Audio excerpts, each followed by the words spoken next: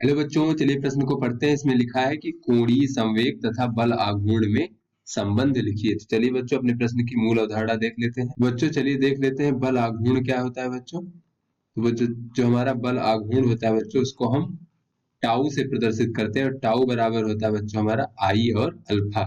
जहां बच्चों आई जो है वो हमारा वस्तु का जो है किसी अक्ष के परितः जड़त्व आघूर्ण है और अल्फा क्या है बच्चों, कोणीय त्वरण है।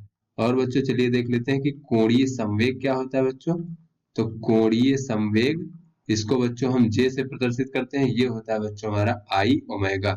यहाँ बच्चों जो ओमेगा है वो वस्तु का कोणीय वेग है। तो चलिए बच्चों अपने प्रश्न को हल करते हैं। तो कोई बच्चों घूर्णन गति कर रहा है कोई वस्तु, तो उसका जो बच्चों कोणीय त्वरण होता है वो क्या होता है देख लेते हैं बच्चों। तो कोणीय त्वरण को बच्चों हम लोग जानते हैं कि अल्फा से प्रदर्शित करते हैं।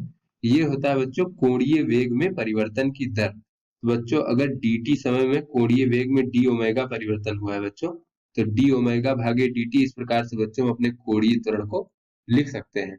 अब बच्चों चलिए यहाँ पर देखते हैं बच्चों, ये कोणीय संवेग हमें पता है बच्चों J बराबर होता है आई ओमेगा।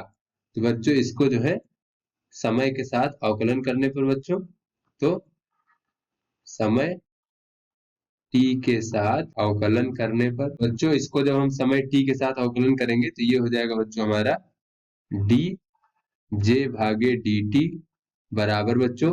और बच्चों कोई भी वस्तु है उसका किसी अक्ष के परितः जो जड़त्व आघूर्ण आई होता है बच्चों, उसका मान नियत होता है, वो परिवर्तित नहीं होता है। तो बच्चों ये आई हमारा नियतांक है, तो ये आगे हो जाएगा बच्चों, और इस प्रकार से डी ओमेगा भागे dt हो जाएगा बच्चों।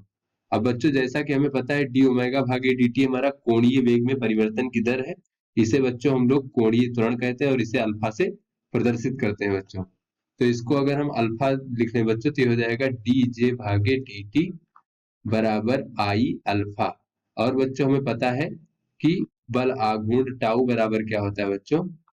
बच्चों जैसा कि हमने मूल अवधारणा में देखा कि बल आघूर्ण टाउ बराबर होता है जड़त्व आघूर्ण आई और गुणे कोणीय त्वरण अल्फा। तो यहाँ से बच्चों आई अल्फा बराबर बल आघूर्ण होता है, तो यहाँ बच्चों हम टाउ लिख सकते हैं। तो ये हो जाएगा बच्चों डीजे भागे dt बराबर टाउ। अर्थात बच्चों यहाँ से हमें ये दिख रहा है कि कोणीय संवेग में जो परिवर्तन की दर होती है वो वस्तु पर लगने वाले बल आघूर्ण के बराबर होती है। तो यहाँ पे बच्चों ये हमारा कोणीय संवेग और बल आघूर्ण में संबंध हो गया। तो आशा करते हैं बच्चों ये आपको समझ में आ गया होगा। धन्यवाद।